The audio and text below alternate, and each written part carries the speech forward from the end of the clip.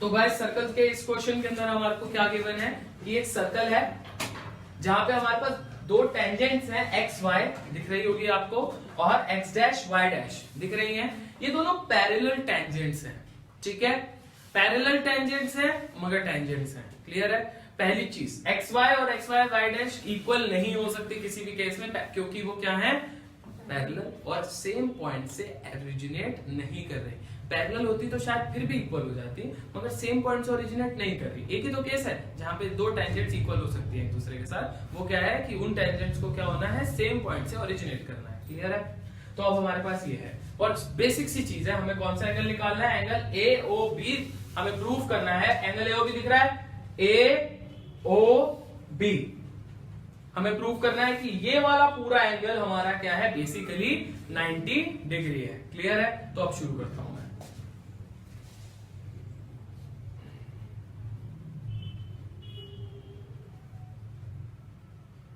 हम दो ट्राइंगल्स लेंगे गाइस, एक लेंगे ट्राइंगल POA और एक लेंगे ट्राइंगल AOC। तो दो ट्राइंगल्स है मेरे पास, ट्राइंगल POA और ट्राइंगल AOC। क्लियर है? यहां पे PA और AC दोनों सेम पॉइंट से ओरिजिनेट हो रही हैं। दूसरी चीज, ये वाली चीज और ये वाली चीज हमारे को किसको छू के निकल रही है, circumference of the circle, that's why they would be equal. इसीलिए इन दोनों ट्राइंगल्स के अंदर पहली चीज क्या होगी, हमें पहले तो कॉन्ग्रुएंट प्रूव करना है, तो उसके लिए आपको बताता हूं कि PA इक्वल होगा किसके, AC के। क्लियर है? पक्का? दूसरी चीज देखो, यहां पे OC इक्वल है OP के, क्योंकि दोनों क्या है, radius of the circle. OC और OP एक ही रेडियस है सर्कल के, ये इक्वल इसके हो गई। हमारे पास AO और AO दिख रहा है दोनों ट्रायंगल्स में, AO is equal to AO, that is common. Clear है गाइस? बाय कौन सी थ्योरम लगाऊंगा, by SSS congruency. Triangle POA congruent हो गया किसके, AOC के। क्लियर है गाइस? तो गाइस हमारे ट्रायंगल्स कॉन्ग्रुएंट प्रूव हो गए, ट्रायंगल्स कॉन्ग्रुएंट प्रूव हो गए। मैंने यहाँ पे आपका एक एंगल मार्क कर दिया 1, ये एंगल मार्क कर दिया 2। तो एंगल 1 और एंगल 2 एक दूसरे के इक्वल हो जाएंगे बाय CPCT। सिमिलरली ये वाला ट्रायंगल लेंगे हम BOC और QOB।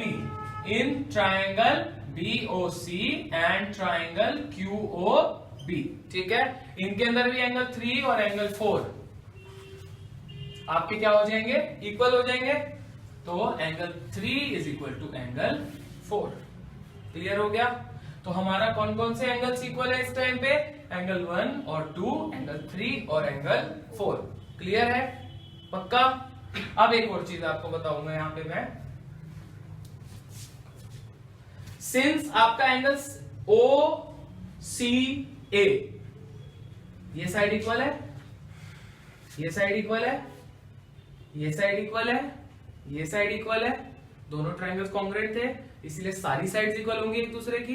एक एंगल 90 डिग्री है, सारी साइड्स इक्वल और एक एंगल 90 डिग्री, मतलब कौन सा क्वाड्रिलेटरल बन रहा है, स्क्वायर बन रहा है। क्लियर है? तो जब स्क्वायर बन रहा है तो एंगल 1 प्लस एंगल 2 कितना होगा, 90 डिग्री। क्लियर है? सिंस दोबारा लिखता हूं, POCY इज इक्वल टू क्या है, स्क्वायर है, इसलिए एंगल 1 प्लस एंगल 2 कितना होगा, 90 डिग्री। क्लियर है?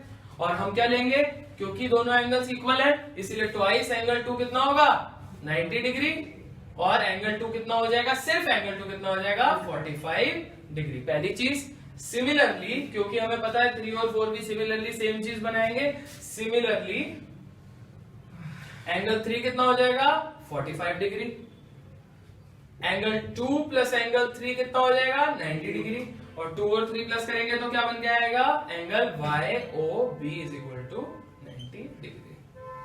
हेंस